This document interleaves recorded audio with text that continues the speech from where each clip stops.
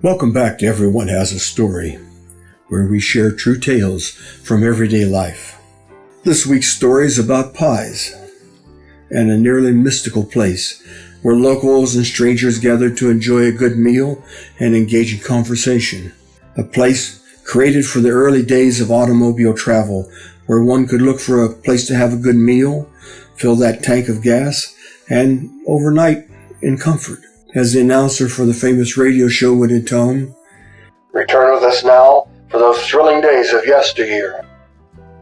Let me share with you an engaging story of early automobile travels, of a certain family eatery, memories of a better time, and a piece of outstanding pie.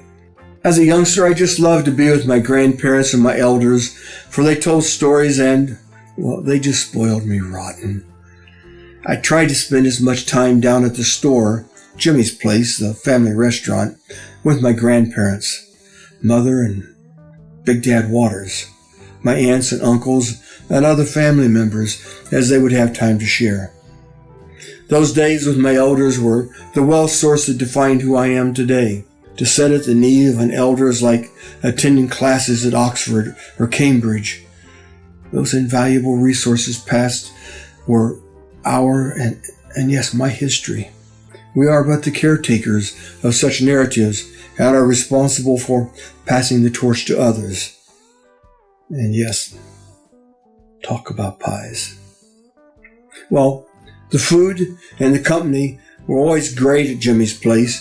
Neighbors and strangers alike would stop for a cup of coffee, an ice cold soda pop, or just to enjoy a bite to eat. The store was actually a restaurant with gas pumps and tourist cabins along the old east-west highway US Route 52. It ran along the Ohio River in southern Ohio. It was the hub of the area for locals and travelers alike. Jimmie's place was located at the top of what was then called the Ferry Lane in Sandy Springs, Ohio.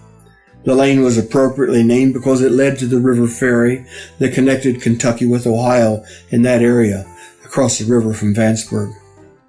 The demographics on either side of the Ohio River didn't warrant the construction of the bridge, so the ferry was vitally important. To some of the locals on the Ohio side, it was a vital connection to the outside world, mostly because Green Township was, and still is, dry.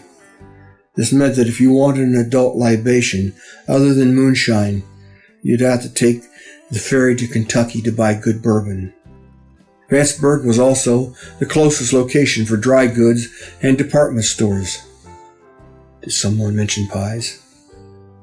Without a doubt, as many people traveled across the river for food and the companionship at Jimmie's place, as did those taking the ferry south for other indulgences and wares.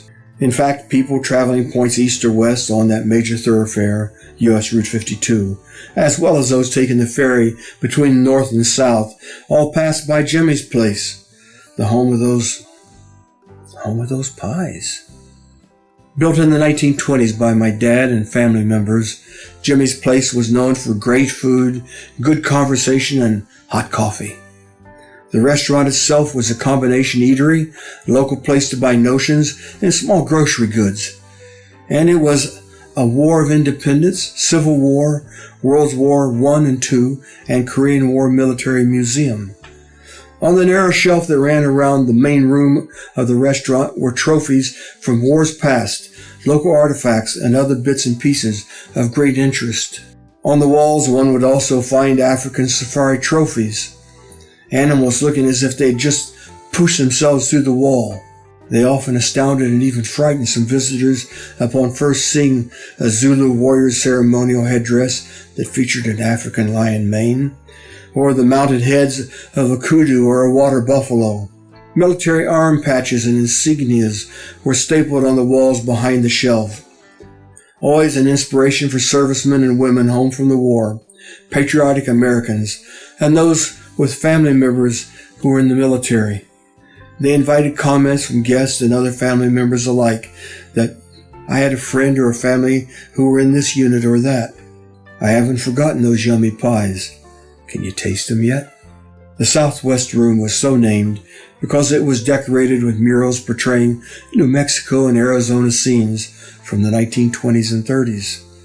It was complete with mementos of the family trips out west, brightly painted clay pots, serapes, and sombreros, and local cactus, an anomaly left over from the glacier era, sheltered by a stony knob to the north. It was a special place to dine. And during cooler days, the warm morning coal stove in the center of the main room was a place to huddle and warm up. And during the summer months, however, the large Coca-Cola ice chest was a place to grab your favorite beverage. My grandfather, Big Dad, would always remind you if you were dallying too long, putting your hands in the ice-cold water. That's enough. But there was never too much pie. The main draw at Jimmie's place was the good food, locally sourced when available, and the best quality always. My grandparents would never serve a meal to a stranger that they wouldn't serve to their own parents, and their pride showed. Knowing the value of good advertising, they took advantage of the signage along the front of the building and the large roadway signs at either end of the parking lot. Signs urging you to drink Coca-Cola or stop in for a taste to eat, stop for a meal, good golf gas, and stay for the evening in clean cabins with fresh pressed linen. Anything to entice travelers to stop for a while. Did I mention good food and great pies? For many years after its heyday, from the 1920s to the 1950s, I would meet people who had stopped at Jimmie's place. Their first comments were, "Oh, the food was great," or "That's the best meal I ever had, and I had it at Jimmie's place." I enjoyed working with family members, preparing food for our guests. I did chores as needed in the kitchen, peeling potatoes, chopping salads, and washing dishes. And along with other members of the family, I waited tables. I was too young to take orders, but I filled the coffee, brought out ice water and soda pop, and made sure that there was bread or biscuits or crackers at the table. After the guests had left, I cleaned the table by putting the dishes in a gallon pail and the food scraps in another. We kept the scraps for Big Dad's dog or for the neighbors to feed their pigs, but in reality there was rarely anything left over. What I enjoyed the most was actually helping to cook. Everything from standing on the stool and flipping burgers to making cold-cut sandwiches and anything else they'd let me take my hand at. Speaking of hands, wait, are you ready? Here comes the pies. I really liked helping making the pies, which we usually did on weekends. The pies were always a favorite of everyone. Hot apple pie or any other fruit that was in season, served with a big dollop of ideal ice cream. In the fall, pumpkin pies were in order. My grandfather would ask me to make the pie dough, which I learned later was because of my small hands. I couldn't knead the dough enough to make it so tough. Who would have thunk? I would take each ball of dough and roll it out in about a 1/4 inch thickness, smear butter on one half and fold it over, and roll it out in the other direction. I repeated the process for 4 times. That always made for a nice flaky crust. It was just the way my Ma Jessie always wanted it made. After chilling it in the fridge, I'd roll it out and would drop it into the pie tins. A secret I learned from my Uncle Bill was to grease the pan with bacon fat before I put in the dough. This always caused the crust to crisp up on the bottom and outsides. Yet it stayed light and fluffy inside. The fillings were always made fresh from the local farms and gardens. They were pre-cooked to perfection before being piled high or to the brim of the crust. Being at Jimmie's place for a meal or a cold drink or to help my family enterprise was as much of a treat for this little fella as it was for any visitor who had come through the door at Jimmie's place. It was always an experience. When the bells jingled on the screen door at the front announcing another customer entering, they'd always be greeted with the, "Welcome, neighbor. Come in and sit down for a spell." For most of my adult life, any time I mentioned our family restaurant down in Sandy Springs, many would gush at great length, telling about their experience and how much they enjoyed their visits. It was a general feeling that they missed the old place. Not nearly as much as I did, though. Oh yeah. Remember when I spoke of the advertising all around the buildings and on the billboards?